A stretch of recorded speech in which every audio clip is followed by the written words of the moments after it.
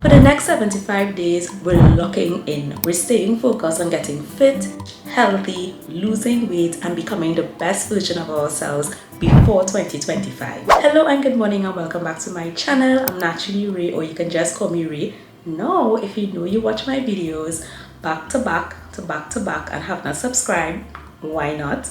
Make sure you subscribe and hit your notification bell so you don't miss when I upload future vlogs and videos where I talk about health, fitness, and lifestyle. So if you're new here, I have been documenting my weight loss journey for a while now, and at the beginning of this year, I decided that I really wanted to develop certain routines and habits and be disciplined enough to stick with it so that I can see my weight loss results. However, it did not go as planned. Month after month, I kept making a lot of excuses, and by the time June reached, I was nowhere near my goals. But I decided that in July, I was gonna do a 30-day challenge. That was my first ever 30-day challenge, and it helped me to lose 10 pounds in 1 month. And y'all, I stuck with 5 non-negotiables every single day for 30 days, and it transformed my life. Now, that might seem a bit dramatic, but really and truly, I was struggling throughout the entire year. Well, to be honest, I've been struggling with losing this weight that I put on since 2020. But this year, I was like, you know what? I really want to stick with my routines.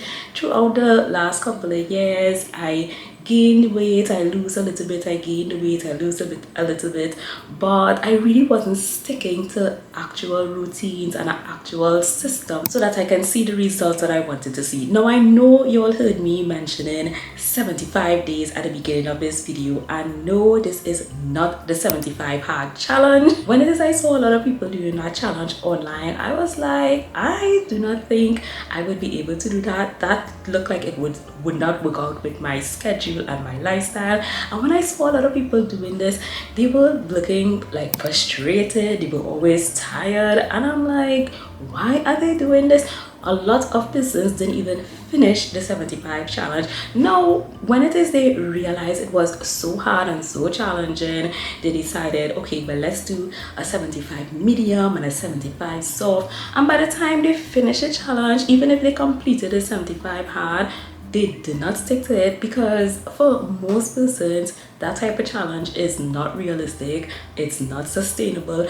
And yes, I know that that particular challenge is not a weight loss challenge, it's really for mental toughness and getting that extra grit. But I realized that people were just so fixed on, I want to complete these 75 days, but there was no real transformation in terms of getting healthy habits and a healthy routine. It was just something to reach a particular goal, and that's it. These 75 days that are going to take you from now to the 1st of January 2025, it's not so much a challenge just to say I'm gonna reach a particular goal. These 75 days is really a catalyst for you to get ahead. For maybe about 90% of people who are waiting for January 1st to now get their New Year's resolutions and now get their New Year's goals. Like, no, we are using this as part of a lifestyle. So by the time the 1st of January reaches, you already have these habits and routines integrated into your day-to-day lifestyle. So as I mentioned to you before, I did try a 30-day challenge, the 5 non-negotiables. I will link that video below, and I will just mention the 5 non-negotiables briefly, because in that video that I did previously, it gives you a little more detail as to how to go about it. But just as for reference, because we're using the same 5 non-negotiables, just as for reference, I will mention it in this video and give you really good tips that will help you to be very successful with these 75 days. Now, I chose 5 non-negotiables. You can choose 3, how much ever you want. I want you to choose things that are realistic, things that you know you can stick to, but I also want you to choose things that could take you out of your comfort zone. You don't want to choose things that are not, I guess, challenging, because it is a challenge. But if it is that I ask you, can you do this particular non-negotiable for 365 days or for 2 years straight or 3 years straight? If your answer is no, take it off your list. Take it off your list. Now, what I can say is you can Okay, let me just give you an example. One of my easier non-negotiables was drinking 80 ounces of water every single day for those 30 days, which was pretty easy for me because I generally keep up with how much water I drink every day. Now, if it is that you maybe struggle and you only drink like 50 ounces, if it is that you don't do the 80 ounces every day, you can maybe say, you know what, I'm gonna strive for at least 60 or 65. And even though it's not the goal that you want to reach, at least over time you can increase it. After a couple of weeks, after a couple of months, you start increasing over time. So I don't want you to totally cancel out a non-negotiable if it is that you are not absolutely there yet, because it's all about making small changes every single day over time that will lead to big results in the future. Now, my next non-negotiable was walking intentionally for 1 hour every day. And no, you don't have to reach your 10,000 steps, but I will say try your best to be between 8,000 and 10,000. Like I mentioned, I went through a little more in detail about each one of these non-negotiables in that video, so click on that so that you can have a better idea as to how to go about this challenge. Now, what I will say is, if it is that you live a very sedentary lifestyle and you maybe only walk like 5,000 steps, maybe 6,000 steps, maybe don't try to go for 10,000 steps next week.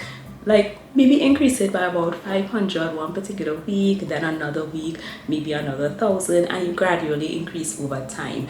My third non-negotiable was doing strength training or resistance training 3 times a week and for at least 30 minutes. So it could be an hour, but at least 30 minutes. So you could choose maybe Monday, Wednesday, Friday, or maybe Tuesday, Thursday, Saturday, whatever days work well for you. Choose those days. Make sure you're doing your strength training. Of course, you want a progressive overload so that you can actually get that stimulus to keep building muscle over time. And my next non-negotiable was making sure that you sleep for about 7 to 9 hours every single night. This one has been very challenging for me. But as much as possible, you really want to try and get that good quality REM sleep, deep sleep, because at the end of the day, when it is you rest your body, you get recovery, you get healing, you get regeneration, rejuvenation. You really need those hours of sleep to make sure that your body is well rested and well recovered and heals really well. And my fifth non-negotiable was adopting the 20-80 rule, where 80% of the time I eat whole unprocessed foods or minimally processed foods, and then the 20% I can indulge in different treats and what I want. Now, I want you to be very mindful about how it is you work out your 80 to 20%. When it is I really checked it, 20% of getting all those treats and foods that I love only worked out to be like 4 days out of the 30 days, which means I could only choose 1 day out of the week really to indulge in these things. But you don't want to overdo it, because you will end up cancelling out all of the progress that you made from actually eating healthy foods throughout the week. So I'm going to give you some really good tips that will help you to keep up with your non-negotiables so that you can get really great results. The first one being that if you're on this weight loss journey of getting fit and getting healthy, you have to want it. And I know that sounds like, what do you mean you have to want it? Of course I want to lose weight. I've always wanted to lose weight. But the reality is, if it is that you really and truly wanted it, you would have done what it takes to actually make the right decisions, make the healthy decisions, and make the right choices to actually start losing weight. And I know that might sound a little harsh, but that is something that I had to tell myself. It has taken me so long to really stay consistent with everything that I had to do and to stop making excuses.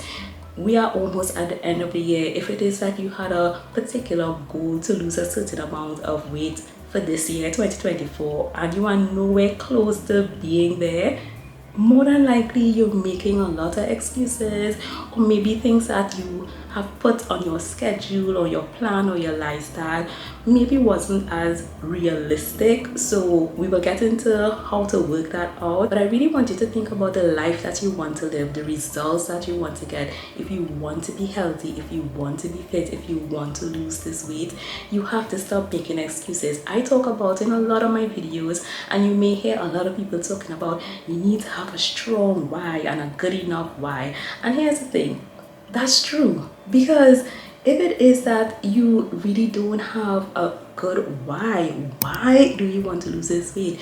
Do you want to make sure that you have less inflammation, you have less pain in your back, less pain in your hips, less pain in your knees, or is it purely just aesthetics? You just want to look good? I mean, I would admit I want to look like my pre-pandemic body. Well, as a matter of fact, I want to look better than that, because it's only in recent times I've learned about body recomposition and building muscle and doing strength and resistance training. And yes, I grew up not really having any issues with my weight, but I never really had my body like build muscle and lean out. But I want to lean out. I want to get that muscle. Of course, I don't want to look like a bodybuilder, but at the same time, I really do want to experience that body recomposition and just look a lot better. And of course, I have some other goals that are not on the aesthetic side, and all of that together has been helping me to stay consistent, which is actually my next point. Whatever it is that you're doing, whether it is you're drinking a certain amount of water, you're doing your strength training, you're increasing your step count, you have to be consistent. You may be watching this video and you may tell yourself, you know what, I think I want to do the 30-day challenge, or maybe I want to do this 70-day challenge, and you may feel motivated and you may watch other videos and get motivated and inspired and encouraged. But listen to me, motivation is very fleeting. It is going to fade. I am telling you. After a couple of days, or maybe after a couple of weeks, you'll be like, I don't want to do this exercise, I don't want to stick to this diet. And here's the thing, I am not trying to tell you do anything that is too restrictive. I really want you to do things that, like I said, you can keep up with for months and years to come, because remember, this is a lifestyle. But at the same time, you have to learn to just be consistent and to be disciplined, to do the things that you have to do even when you do not want to do it, whether it is the foods that you're eating, whatever you're drinking, the workouts that you're doing, and just living a healthy lifestyle. Whatever it is you have on your schedule for your morning routine, your evening routine, stick to it and be consistent. That's the only way you're going to see your results. And another way to make sure that you're getting great results is to track your progress. I know some people don't like the idea of tracking, but I have said time and time again, if you don't measure it, if you don't track it, you cannot improve on it. You need to measure the things that you want to manage and track your progress over time. I know I talk about counting calories, and I know this may not be for everybody, but I used to intuitively eat before I put on all this weight, and then I had to tell myself, you know what, Rianne, you kind of don't know how to do portion control anymore. You always put more food on your plate and you always eat more than you really should. So I had to download the MyFitnessPal app. There are other apps you can download, and I'm not saying that you have to do this every single day. I actually only did it for a couple of days, because the reality is I eat the same breakfast all the time, whether it's boiled eggs, scrambled eggs, I have some turkey bacon, I have some sourdough bread, avocado, sardines. I have almost the same things. I maybe have like what 4, 5 or 6 different type of breakfasts I like to eat, my yogurt bowls, a smoothie, and the same goes for lunch and dinner. So by the time I put that into my MyFitnessPal app over and over and over again, it's like I have a general idea as to what I should eat, and now I could honestly say I don't even need the app unless I am eating something that is totally off of my, I guess, diet. I would put it in and just have an idea as to how much protein it is, because at the end of the day, if it is that you're not eating your recommended amount of protein, I strive to eat between 100 to 120 grams of protein every day. You all know I do my what I eat in a day videos. I will link some of them below so you all can have an idea as to what I eat. Now, I'm not a nutritionist, I'm not a dietitian, I'm just showing you all what I do, because at the end of the day, if it is that you want to lose weight, yes, you can sleep the certain amount of hours, get good quality sleep, you can increase your step count, you can go to the gym, do all of these things, drink water. But if you're not in a calorie deficit, you're not going to lose weight, okay? It is all about an energy balance equation. And I know some people talk about, well, I have hormonal imbalances, I have insulin resistance, I have PCOS, I have perimenopause or menopause, whatever type of hormonal imbalances or medical conditions you have. I can say it will make it or can make it a little more challenging to lose weight. But what I will say is, when it is you eat good quality foods, nutritious foods, whole unprocessed foods, you stay away from the ultra processed foods. Those foods are just hyper palatable. It's void of protein, void of fiber, so it increases your hunger, increases your cravings, and you don't even get satisfied. You don't get full. Your body doesn't have the nutrition to fuel you efficiently, and your hormones will be off balance. But when it is you eat good quality foods, you eat the right amount of protein to keep you satiated, you eat fiber to keep you satiated, you eat the right nutrients to help with your gut microbiome, all of these help out with your hormones. It helps out with your insulin, it helps out with your cortisol, it helps out with your ghrelin, your hunger hormones, so you don't feel hungry. It helps out with your leptin as well, so you can feel satiated. But again, if it is that you maybe need to do some medical intervention with different medications, do that as well. But what I would say is making sure that you adopt healthy eating and healthy dietary choices and a healthy lifestyle will help you a lot with balancing your hormones. And another thing that I wanted to point out when it comes to measuring is that you don't need like a food scale to be that meticulous. You can maybe use the method of your hand, where you use the palm of your hand to measure your protein, your fist to measure the amount of vegetables, a cupped hand for your carbs, and then your thumb for your healthy fats. So that will give you a general idea as to how to portion out your foods. But again, measure things and track things so that you can actually see results. And I know that last point may have been a little bit of tough love, but I really want you to know that when it is you're striving to become a better version of yourself, become the best version of yourselves, become the healthiest version of yourselves, and transform into a new person, these things take time.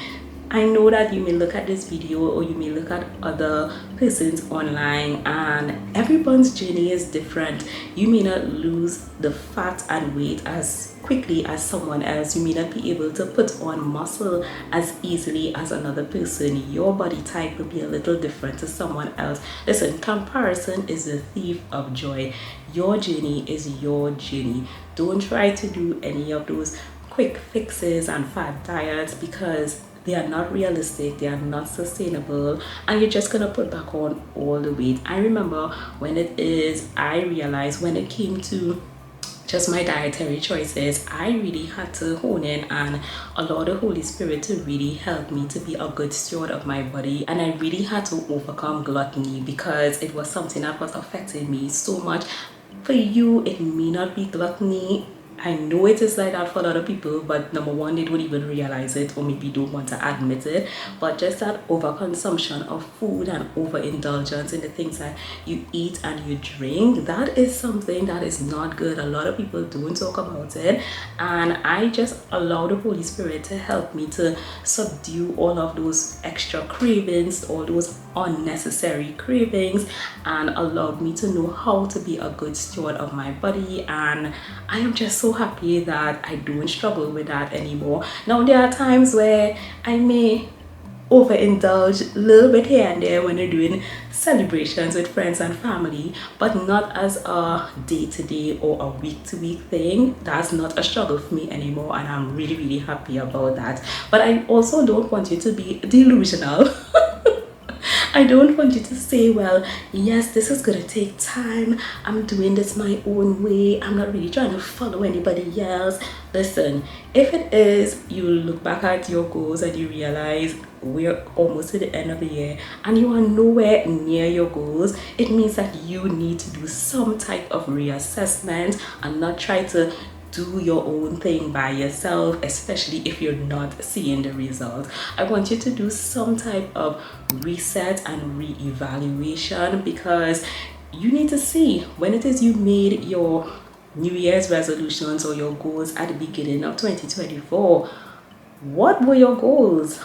Do you reach maybe halfway through them? Okay, let me give you an example. If you were supposed to lose 20 pounds, 50 pounds, 60 pounds, maybe 100 pounds, are you halfway there? Are you less than halfway there?